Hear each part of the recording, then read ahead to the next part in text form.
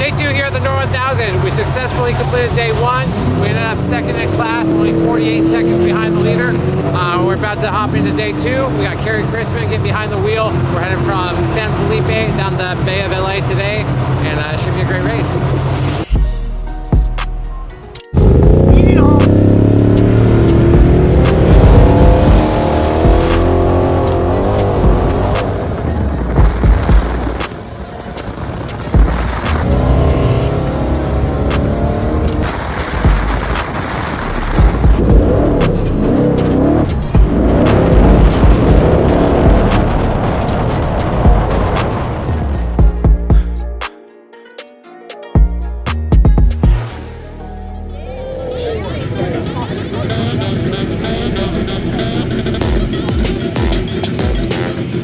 What the fuck, Carrie?